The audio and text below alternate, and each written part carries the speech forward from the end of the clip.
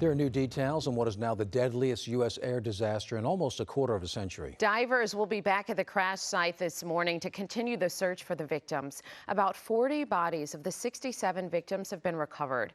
The black boxes from the American Airlines regional jet have been recovered and are now at the NTSB labs for evaluation.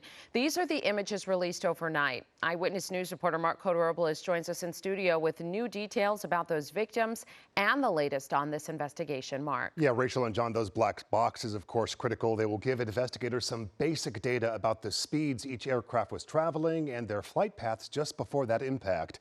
Now, some information already available shows the U.S. Army Black Hawk helicopter was flying at about 350 feet when it should have been flying at under 200. In the final moments of the flight, speaking with air traffic control, a helicopter pilot could be heard acknowledging the plane. One expert thinks it's possible the helicopter pilots were looking at the wrong plane. Moments later, it collided with that American Airlines flight. According to a source, the airport tower had combined two positions into one because of lower traffic in the area.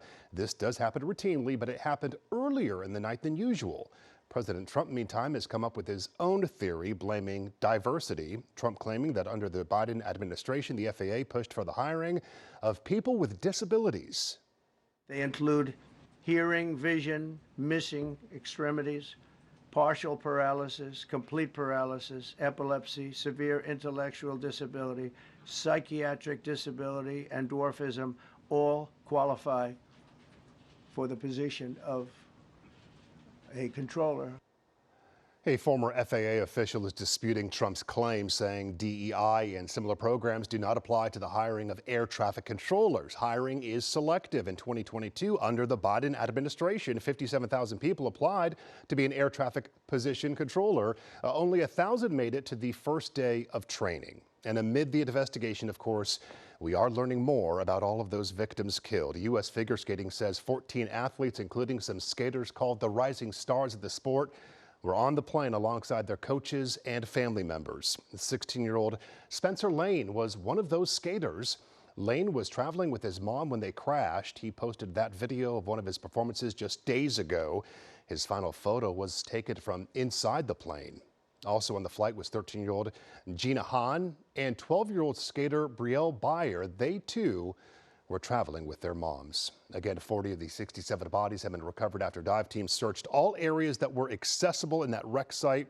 Divers will be back at the scene today to recover the wreckage and likely more bodies. John and Rachel will send it back to you. Okay, Mark, thank you for that update. And we will bring you any new developments in the investigation into this deadly midair collision here on Eyewitness News. You can also get updates on abc7.com and wherever you stream.